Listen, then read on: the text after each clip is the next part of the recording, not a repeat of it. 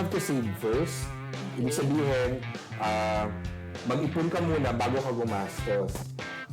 Okay? So, pagdating ng sweldo mo or ng baon mo, kumuha ka na kagad ng a certain portion of that, isave mo na siya.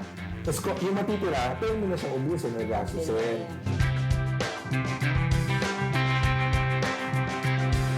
Una muna, kailangan may pera ka sa bahay. Okay. Kasi siyempre yung mga bangko nag-offline yan, di ba? So, may holiday, no? So, maganda may pera ka sa bahay, pero kailangan yung pera mo sa bahay, hindi din ganun kalaki.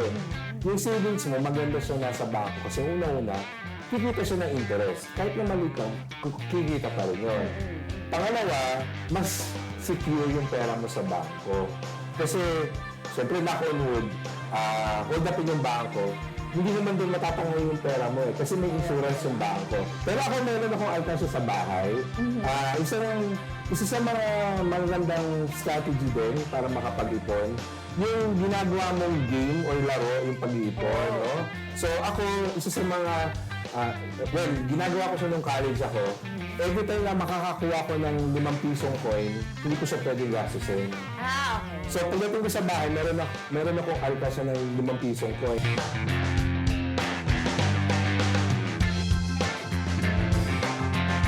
Depende, ang sinasabi ko lagi, kung anong komportable sa kanila. Kung anong komportable sa kanila, yun yung i-invest nila. Ang maganda ngayon, karamihan ng mga investment, 1,000 na lang ang requirement para mag-auto. 1,000, di ba? Ito yung lagi ko sinasabi. Inisip lang marami na kailangan mayaman ka para mag-invest. Actually, dapat mag-invest ka para kayo mama.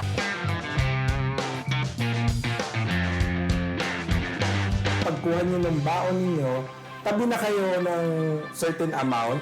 So kahit na pa 50-50 pesos o 100 pesos, may ipon pa rin yun pag pinagsama-sama mo.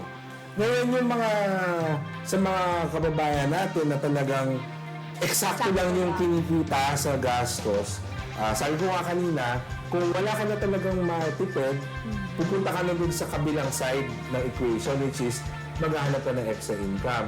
So, paningin mo ngayon sa sarili mo, gano'n ba karami yung free time ko? Tapos, ano yung pwede kong pagkakitaan sa free time ko? So, kung minimum wage earner ka, well, sigurado naman ako na nagtatrabaho ka ng Monday to Friday lang, meron kang rest day. So, ito yung sinasabi ko na medyo kailangan mo magtiis, no? Maski rest day, siguro kailangan natin kumayod,